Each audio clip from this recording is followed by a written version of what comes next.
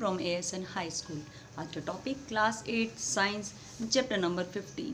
इस चैप्टर की first video में हमने पढ़ा था लाइट के बारे में। लाइटनिंग कैसे होती है, क्या इसके रीजंस है और कैसे हम उससे अपने आप को प्रोटेक्ट कर सकते हैं। आज का टॉपिक है second, a natural phenomena, destructive phenomena, earthquake. Earthquake क्या है? लाइटनिंग के जस्ट बाद आपने सुना ना, थंडरस्टॉर्म बहुत तेज़ी से सुनाई देता है। एंड यू हैव लॉस अपने साइक्लॉन्स के बारे में पढ़ा। ये क्या सारे नेचुरल फिनोमिना है जो कि बहुत ज़्यादा क्या है, डिस्ट्रक्शन लाते हैं ह्यूमन की प्रॉपर्टी में और ह्यूमन्स लाइफ को बहुत ज़्यादा डिस्ट्रक्टिव कर देते हैं, बर्बाद कर देते हैं। Then fortunately these phenomena can be predicted to some extent. The weather department can warn about a thunderstorm developing in some area.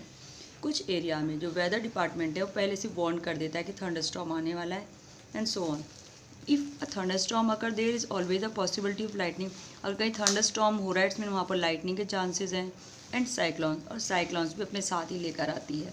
So we get, तो हमारे पास टाइम है अपने आप को प्रोटेक्ट करने का, इस डैमेज से बचाने के लिए। लेकिन एक ऐसा फिनोमिना भी है जिसे आप अपने आप को प्रिडिक्ट नहीं कर सकते, अभी तक नहीं कर रहे हैं।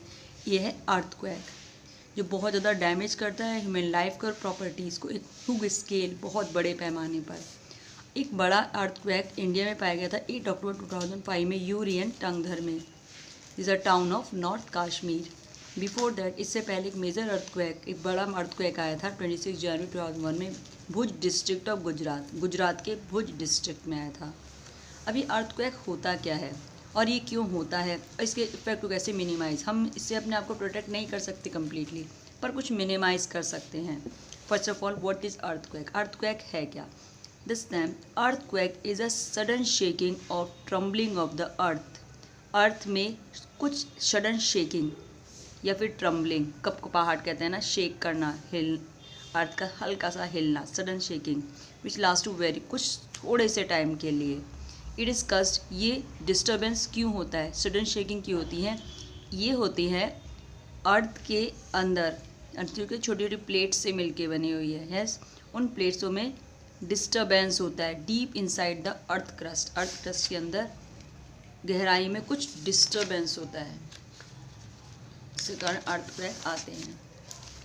अर्थक्वेक, वैसे पता है अर्थक्वेक जो है हर टाइम आते ही रहते हैं अर्थ पे, तो लगातार प्लेट्स हैं, हाई प्रेशर हाई टेम्परेचर के कारण लगातार मूव करती रहती हैं। बट जब ये एक लिमिट से ज़्यादा हो जाते हैं, फ्रीक्वेंसी होती है इनकी अर्थक्वेक्स की, अगर फ्रिक्वेंसी से ज़्यादा हो जाते हैं तो वो बिल्डिंग को या ह्यूमन डैम्स को, पीपल को डैमेज कर देते हैं। अर्थक्वेक तो हमेशा आते रहते हैं, पर एक फ्रिक्वेंसी होती है, फ्रिक्वेंसी अगर अबव जाते हैं तभी हम इन्हें फील करते हैं।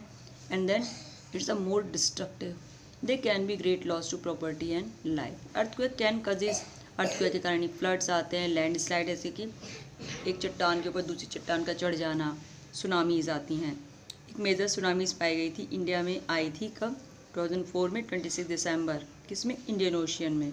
आपको ये कुछ पॉइंट्स जो आपको याद करने हैं कि earthquake, first of all major earthquake कहाँ पर आया था, कौन से डिस्ट्रिक्ट में, गुजरात के कौन से डिस्ट्रिक्ट में? भुज में आया था। और सेकेंड, सुनामी कहाँ आई थी? यस, 26 दिसंबर 2004 में इंडियन ओशियन में। ओके, चलिए भाई, what causes an earthquake? Earthquake के कारण देखो, हमने इसमें डायग्राम के थ्रू दिखाया गया है।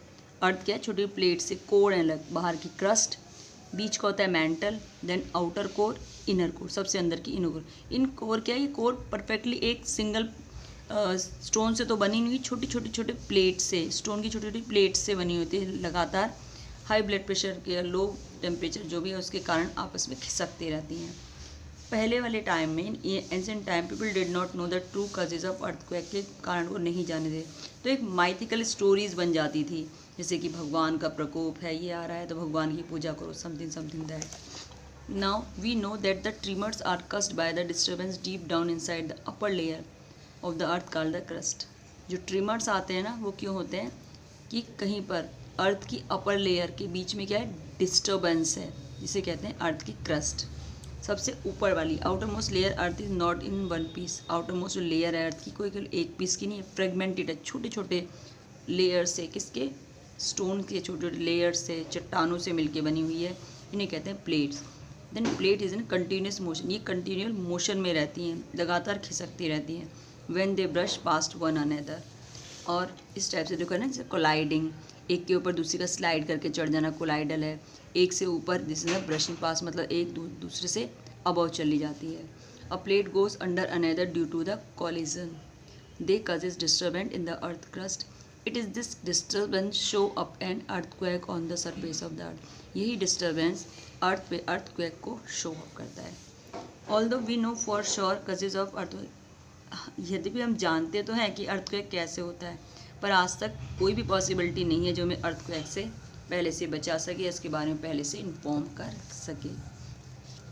Tremors on earth can also be caused when a volcano, एक दूसरी तरह से ट्रीमर्स आते हैं। एक तो अर्थ क्रस्ट में डिस्टर्बेंस के कारण आते हैं, सेकेंड फॉल आते हैं जब कहीं पर वोल्केनो इरप्ट होता है, ज्वालामुखी फटता है, या फिर कोई मेटियोर्स अर्थ को हिट करता है। मेटियोर सुनो, बहुत बड़े बड़े चट्टान हैं जो लगातार हमारे सोलर सिस्टम में जुपिटर और मार्स के बीच लगातार रिवॉल्विंग कर रहे हैं, सन के चारों रिवॉल्व कर रहे हैं, उन्हें कहते हैं मेटियोर और मेटियोराइट्स। ये लगातार जिस अर्थ पर हिट करते हैं तो ट्रीमर्स आते हैं। अंडरग्राउंड न्यूक्लियर, या फिर कोई न्यूक्लियर एक्सप्लोजन हुआ हो, परमाणु बम का टेस्टिंग वगैरह की जाती है उसमें।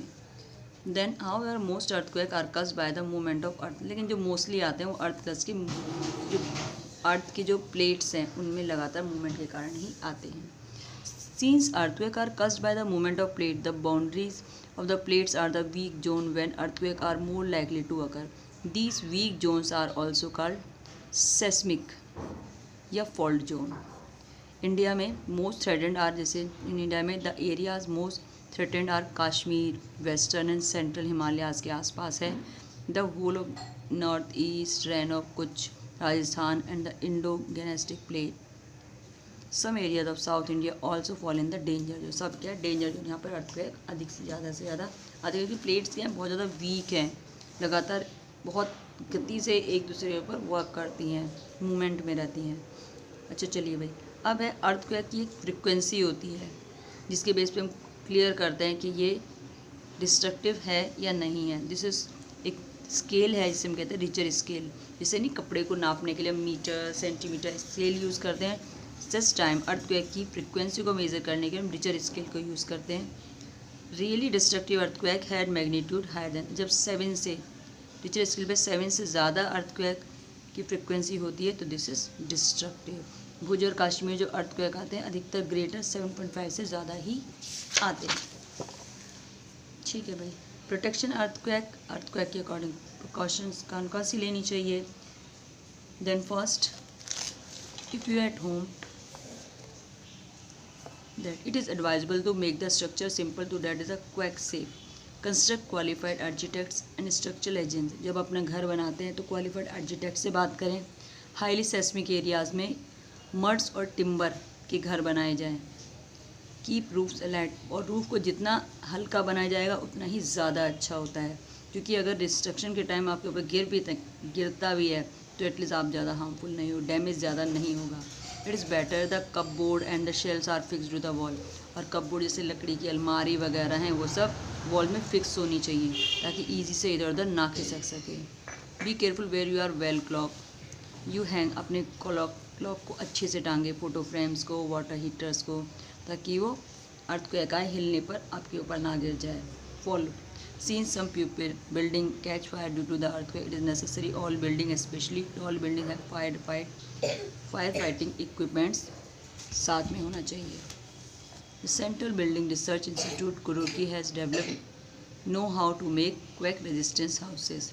If you अगर आप घर पर हैं तो take shelter in the table के नीचे छुप जाएं and stay there till the shaking stop. जब तक वो अर्थ में शेकिंग ख़त्म नहीं हो जाती तब तक टेबल के नीचे ही रहें। Stay away from tall and heavy object, बड़े और लंबे ऑब्जेक्ट से दूर रहें, कहीं वो आप पे गिर ना जाए। If you are in bed, अगर आप बेड पर हैं तो डू नॉट गेट अप, तुम ना उठें। Protect your head with a pillow, एक पिलो से अपने हेड को बचाएं। इफ़ यू आर आउटडोर, अगर आप बाहर हैं तो एक क्लीन स्पॉट ढूंढें जो बिल्डिंग से, ट्रीज से, ओवरहेड कोई पावर लाइन से दूर हो। पावर लाइन जाती है ना, बिजली की पावर लाइन से दूर हो। ड्रॉप टू द ग्राउंड में बैठ जाएँ। If you are in a car, अगर कार बस में है तो डू नॉट कम आउट, बाहर ना आएँ। ड्राइवर से कहें कि धीरे से ड्राइव करें एक क्लियर स्पॉट पे जाने के लिए। Do not come out till the trimmer stop, जब तक ट्रिमर्स या शेकिंग स्टॉप ना हो तब तक बाहर ना आए। ओके भाई, आज के लिए इतना ही। Thank you so much, have a nice day.